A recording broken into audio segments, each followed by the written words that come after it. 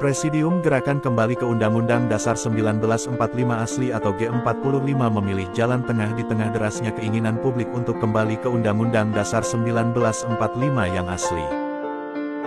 Pasalnya, ketika ada kelompok yang menginginkan kembali ke undang-undang itu melalui jalur dekret Presiden dan dengan meminta MPR melakukan sidang istimewa, G45 justru menumpukan perjuangannya untuk kembali ke Undang-Undang Dasar 1945 pada anggota MPR hasil pemilu 2024. Hal itu diungkap dalam konferensi pers di Jakarta, Minggu tanggal 28 November tahun 2023. Sebagaimana mungkin diketahui, gerakan kembali ke Undang-Undang Dasar 1945 asli sudah dideklarasikan pada 7 November 2023 di Gedung Juang 1945 dan ditandatangani oleh 450 deklarator. Dan dari para deklarator itulah ada presidium yang berjumlah 17 orang sebagian hadir. Ini baru datang Profesor Dr. Laude Kamaludin, juga presidium.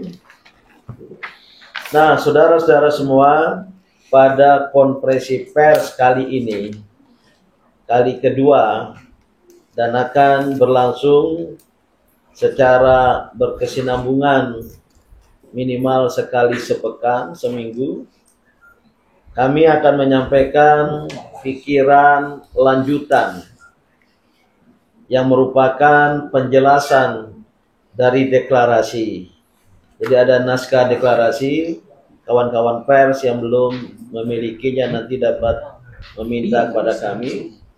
Maka pada setiap konferensi pers seperti sekarang ini ada pikiran-pikiran penjelasan yang lebih bersifat spesifik yang sudah disepakati oleh presidium dan sudah dibagikan kesediaan Dr. Fauzia Yasuna, Mbak Tifa untuk membacakannya berdua dengan Mas Adian secara bergantian. Ya. Tolong lampunya ke sana. Bismillahirrahmanirrahim. Gerakan kembali ke Undang-Undang Dasar 1945 G45, sikap dan pandangan G45 tentang pemilu dan Pilpres 2024. 1. Walaupun G45 mengkritik Undang-Undang Dasar 2002 dan turunannya, yakni undang-undang yang mengatur partai politik, kedudukan MPR, DPR, DPD, serta yang mengatur tentang pemilu dan pilpres, namun G45 tidak menghalangi proses pemilu dan pilpres dan apalagi meminta untuk dihentikannya. 2. G45 menolak atau tidak setuju kembali ke Undang-Undang Dasar 1945 melalui dekret Presiden dan lembaga negara MPR yang ada sekarang. Karena Presiden dan dekret Presiden pada hakikatnya tidak bisa mengubah dan menetapkan Undang-Undang Dasar yang merupakan wewenang MPR seperti tertuang dalam pasal 3 ayat 1 Undang-Undang Dasar. Majelis Permusyawaratan Rakyat berwenang mengubah dan menetapkan Undang-Undang Dasar. 3. G45 meminta semua partai politik peserta pemilu dan pasangan Capres-Cawapres 2024 untuk berkomitmen memperbaiki tata kehidupan berbangsa dan bernegara dengan kembali ke Undang-Undang Dasar 1945 asli. 4. Mengusahakan kesepakatan nasional baru, yakni agar MPR hasil pemilu 2024 menetapkan pada sidang perdananya ketetapan rakyat untuk penerapan Undang-Undang Dasar 1945 asli secara murni dan konsekuen dengan pemberlakuan masa jabatan Presiden Wakil Presiden hanya maksimum 2 periode. 5. Hal-hal mengenai tindak lanjut dari kesepakatan nasional baru sebagaimana terdapat pada butir 4 di atas ditetapkan melalui musyawarah mufakat bersama seluruh elemen bangsa Indonesia. 6. Mengajak seluruh elemen bangsa untuk mendukung gerakan kembali ke Undang-Undang Dasar 1945 asli pasca pemilu dan Pilpres 2024, dan mengajak semua pihak yang memiliki pikiran yang sama untuk bergabung menjadi bagian sejarah bangsa dan negara yang sejati merealisasikan gerakan kembali ke Undang-Undang Dasar 45 asli ini. Jakarta, 27 November 2023. Terima kasih. Ya, demikian rilis untuk konferensi pers kali ini. Namun sebelumnya saya ingin kenalkan presidium yang baru tiba, Habib Sayuti Asyatri, juga presidium. Ya. Nah, saudara-saudara, khusus konferensi pers kali ini, kami ingin menjelaskan, menegaskan sikap dan pandangan. Karena banyak pertanyaan, apakah dengan kembali ke Undang-Undang Dasar 1945 asli berarti G45, ini nama kami ya, G45 tidak bersetuju bahkan menghalangi proses pemilu dan Pilpres 2024 yang sudah berjalan.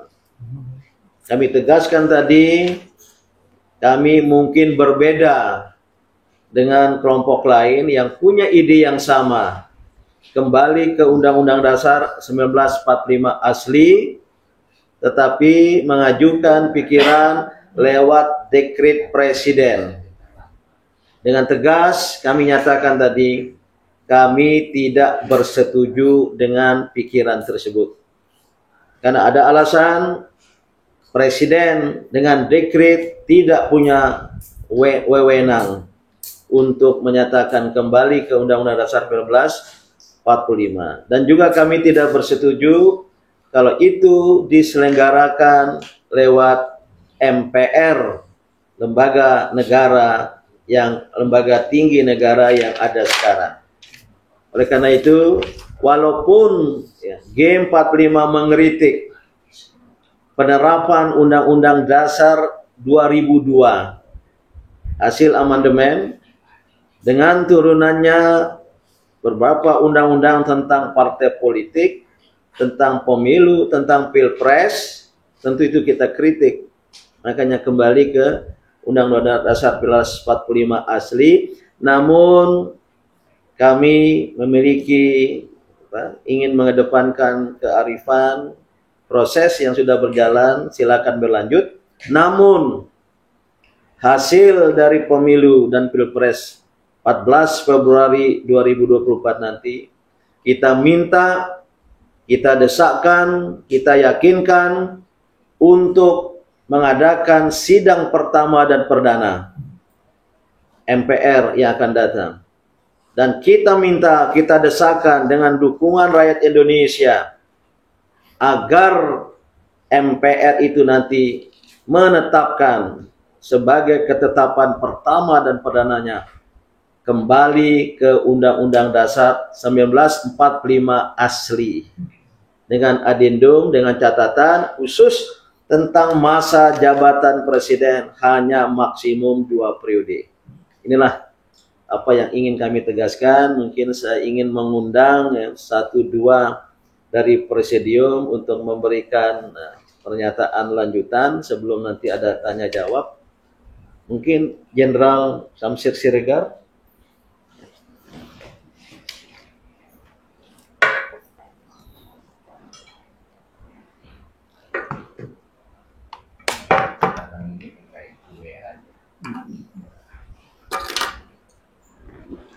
Baik, terima kasih Bapak Ketua Presidium yang kami hormati.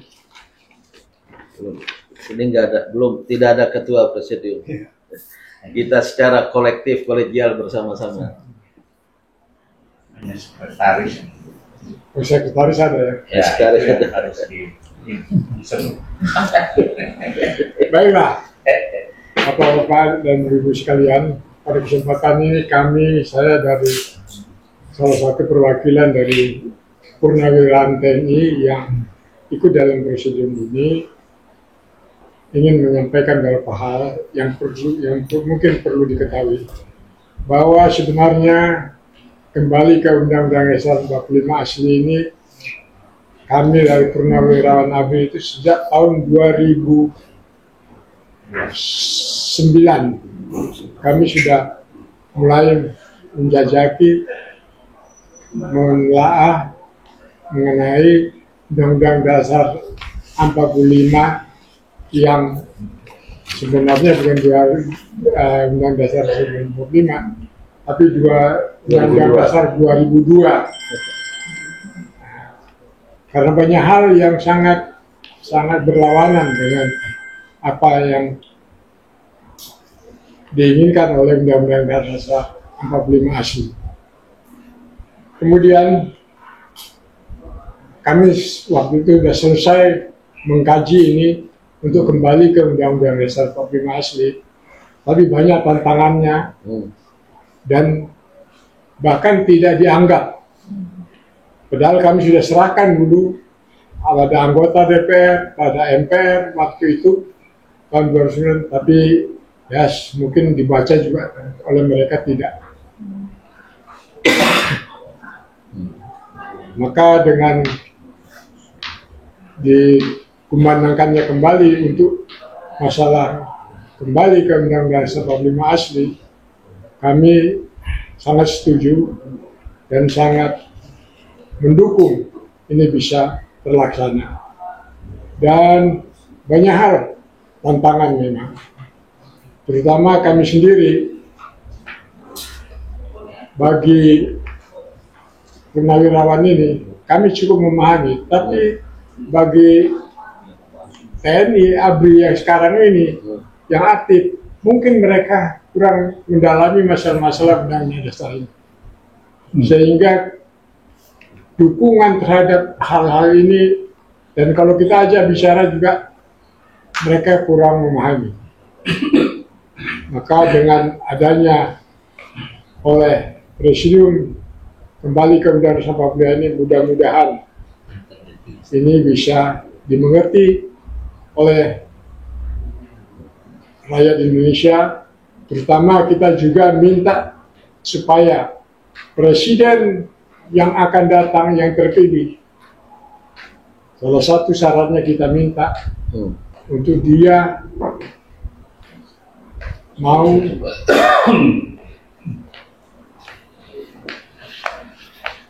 atau mendukung kembalinya Undang-Undang Dasar 45 ini asli, baru setelah itu bisa diamandemen. Inilah beberapa hal yang harus saya sampaikan, yang hal-hal yang pokok-pokok saja. Sebenarnya banyak sekali hal-hal yang perlu bisa dibicarakan, karena masih banyak yang perlu bicara. Terima kasih atas perhatian. Terima kasih Jenderal Purnawirawan Syamsir Siregar. Saya kira mengungkapkan suasana kebatinan keluarga besar TNI, khususnya para purnawirawan, dan ikut menjadi Presidium Ketua Umum FKPPI Bapak Ponco Sutowo, walaupun kali ini belum datang ya. Yang jelas pemberlakuan penerapan Undang-Undang 2002 yang merupakan penyimpangan dari Undang-Undang Dasar 1945 asli dirasakan merugikan TNI. Walaupun menurut beliau tidak semua ya, mempunyai pemahaman seperti itu. Ya. Yang jelas TNI sebagai tentara rakyat yang berjuang bersama rakyat dengan Undang-Undang Dasar 2002 dan turunannya pada undang-undang itu tidak membuat posisi TNI sesuai dengan akar sejarahnya. Ini saya kira penting karena dekat ini Pak Antoni Budiawan terlebih dahulu. Namun sebelumnya ingin saya kenalkan, hadir juga Presidium. Ini tokoh lintas generasi, Bapak Edwin Sukowati, bisa dianggap atau dianggap sebagai wakil dari kaum nasionalis Soekarnois. Soekarnois, nasionalis, Marhainis. Marhenis. Ini termasuk pemrakarsa dari gerakan ini. Nanti beliau akan bicara. Pak Antoni Budayawan dulu. Terima kasih Pak Din. Kita harus sebetulnya apresiasi terhadap usaha Purnawirawan 2009 bahwa itu sudah ada desakan-desakan untuk kembali ke Undang-Undang Dasar 1945. Kita melihat bahwa visi dari Purnawirawan tersebut sangat valid, terutama kalau kita lihat sekarang dari 2009 lalu berjalan sampai dengan 2023 ini, maka dampak negatif dari Undang-Undang Dasar 2002 ini sudah sangat terasa sekali. Jadi dampak negatifnya dalam berbangsa dan bernegara, di mana bahwa sekarang ini kekuasaan presiden menjadi di luar batas. Tanpa ada pertanggungjawaban, kepada mekanisme pertanggungjawaban kepada pihak manapun.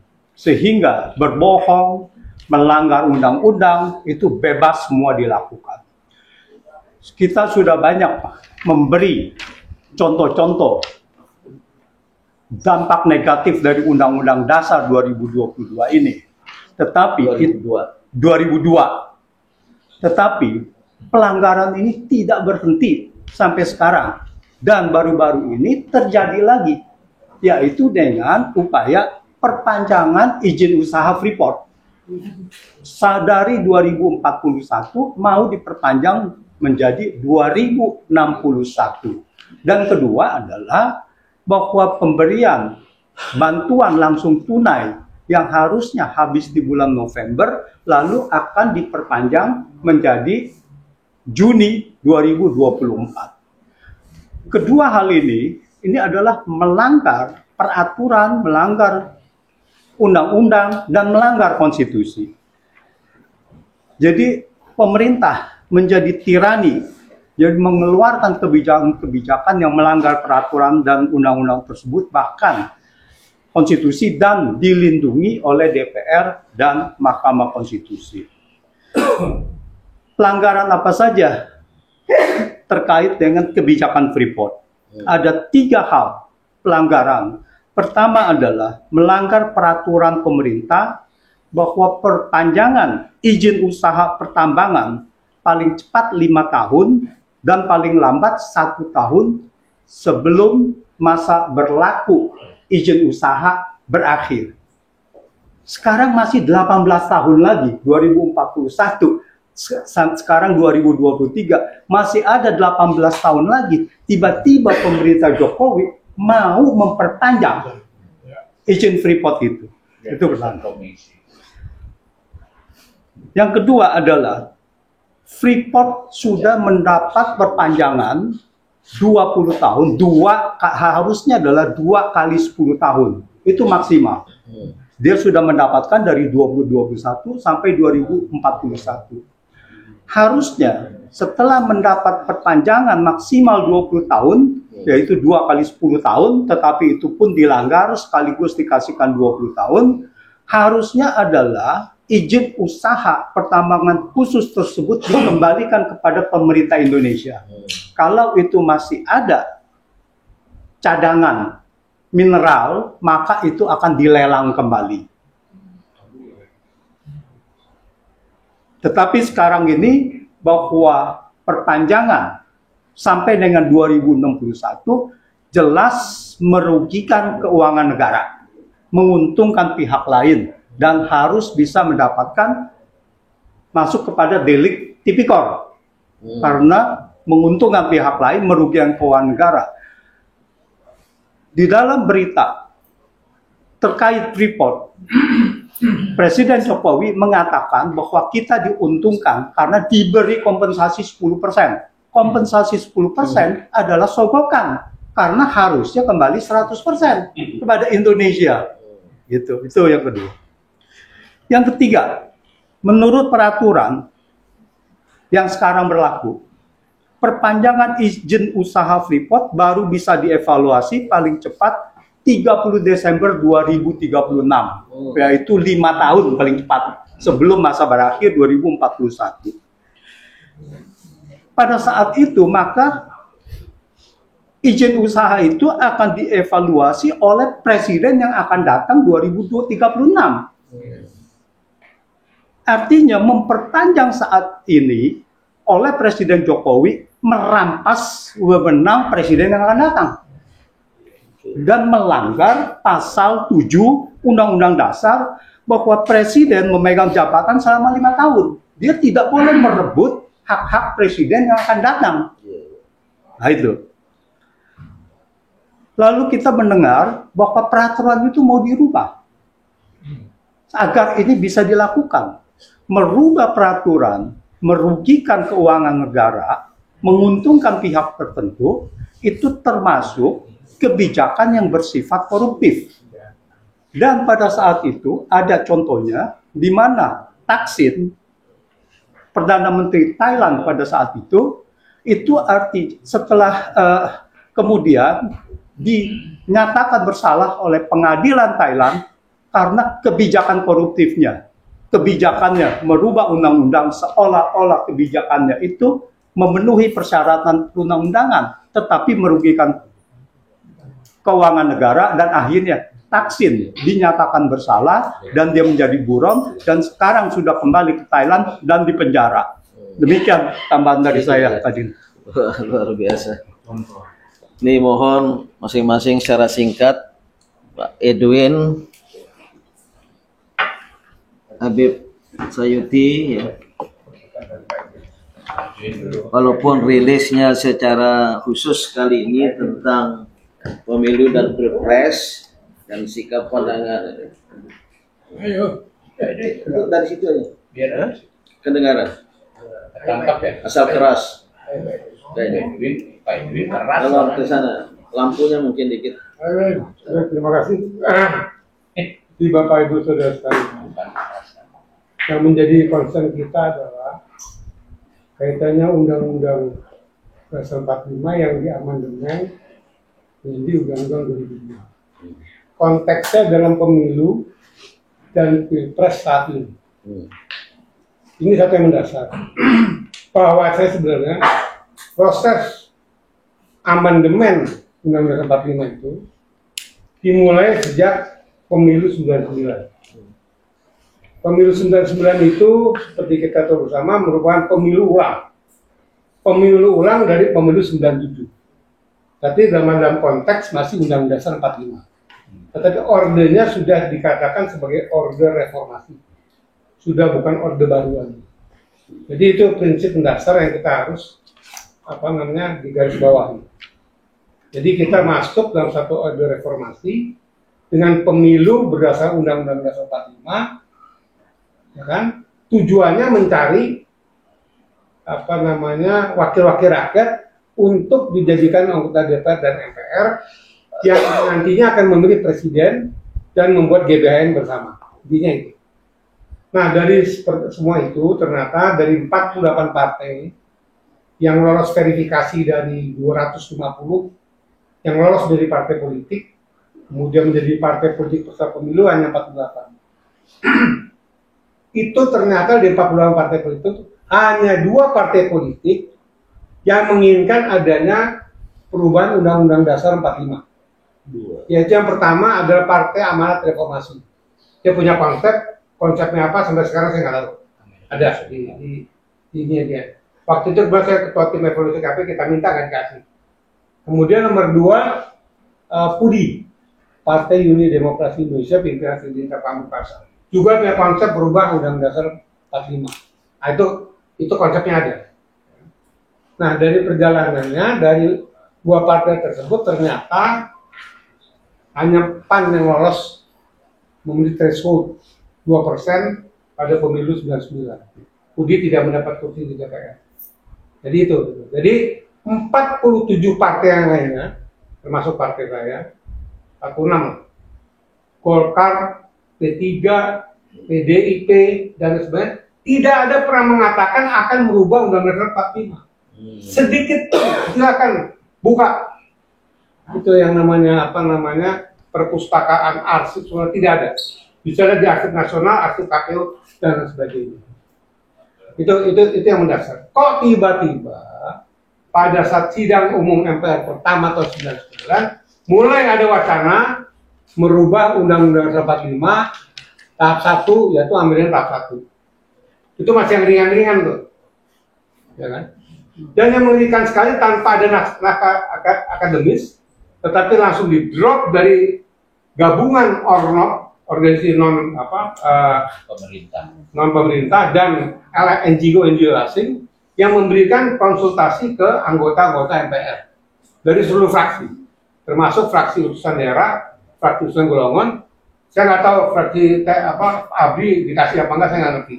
Tapi yang pasti seluruh fraksi semua diberikan. Jadi 12 fraksi partai sama 2 fraksi utusan daerah dan utusan golongan. Nah, inilah akhirnya terjadi amandemen 1, amandemen 2. Nah, secara tertutup kita waktu itu pernah bicara sama Gus ini bahaya. Pak Dur waktu ini bahaya sekali. Nanti saya coba bicara dengan Pak Dur waktu itu udah sangat tidak konten sekali.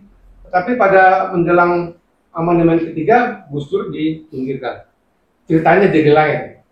Jadi tidak pembiayaan. Nah, ini bablas terus jalan. Semua jalan, intinya adalah dirubah Undang-Undang 45 tanpa persetujuan rakyat.